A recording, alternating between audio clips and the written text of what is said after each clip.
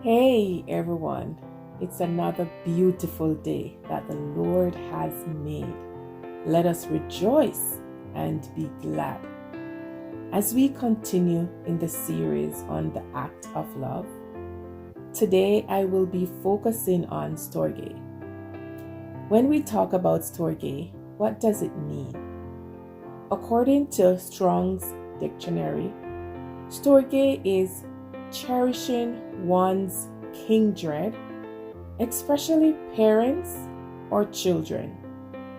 In other words, it is the love that is cherished between family. It is that bond that comes naturally amongst parents, children, siblings, and other relatives. This love is solid and secure and should last forever.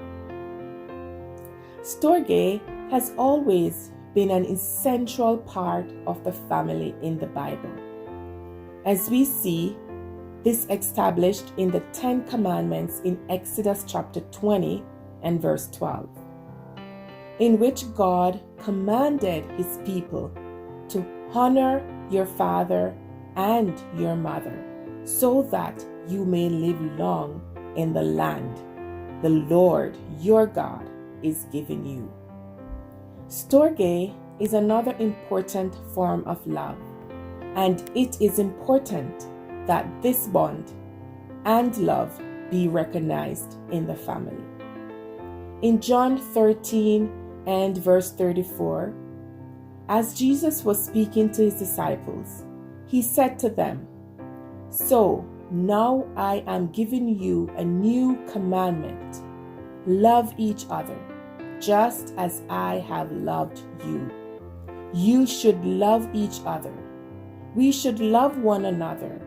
And when love is expressed in the family, we are indicating to everyone around us that we belong to the Most High God." The love shown in our families is crucial in our world today.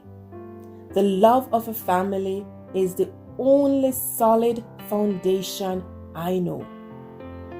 Matthew 16 and verse 18, Jesus said to Peter, "Upon this rock I will build my church, and the gates of hell shall not prevail against it." With this in mind, the family love is the only solid rock I know where stability starts and the only unit that works even when there is dysfunction. In the midst of all this, support and affection is needed to build that solid foundation.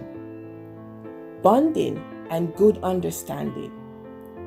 A family will always show up when you are in need, regardless of the situation.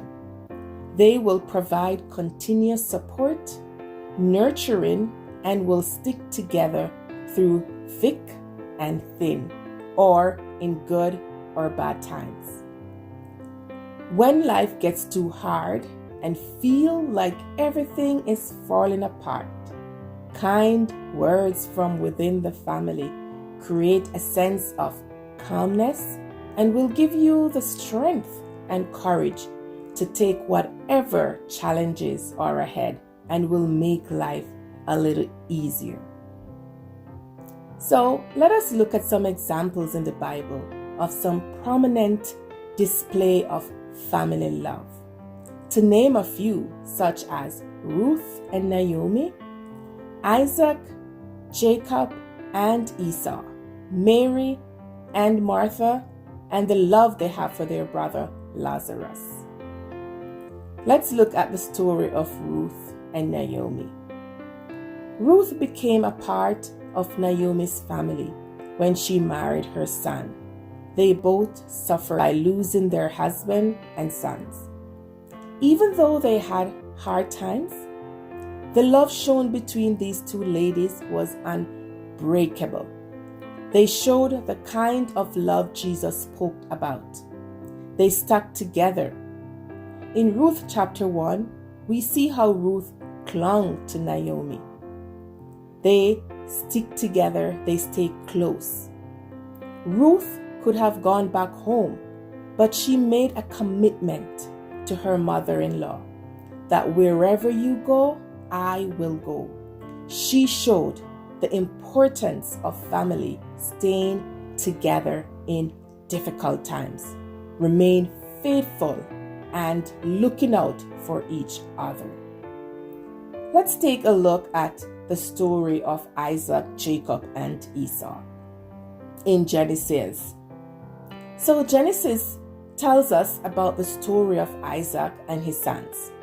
We see within this family there were deception, bitterness, and hatred. Sometimes in families there will be disappointments, there will be disagreements, there will even be hatred. Children will bring disappointment to parents. But if we do as the father did with the prodigal son, with open arms, he received his son back. As we see with Esau and Jacob, although there were deception and bitterness, yet still they moved past that. They forgave each other because of the brotherly bond.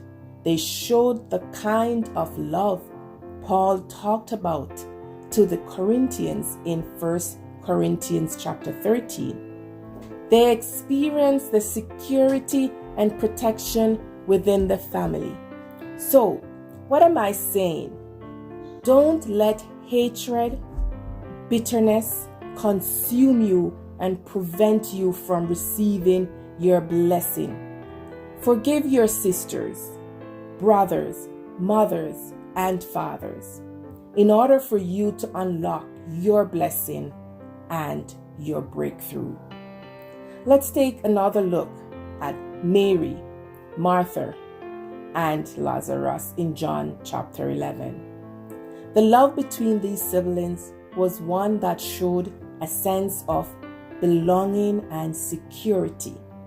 They indeed displayed the love that Jesus himself taught us, that which we should practice in our lives. We must care for one another and love our brothers and our sisters with all our hearts. Mary and Martha and Lazarus depend on each other and were without a doubt devoted to each other. When Lazarus became sick, without any hesitation, Mary and Martha may have dropped everything they were doing and stood in the gap for their brother and sought the necessary help he needed, and they did not give up.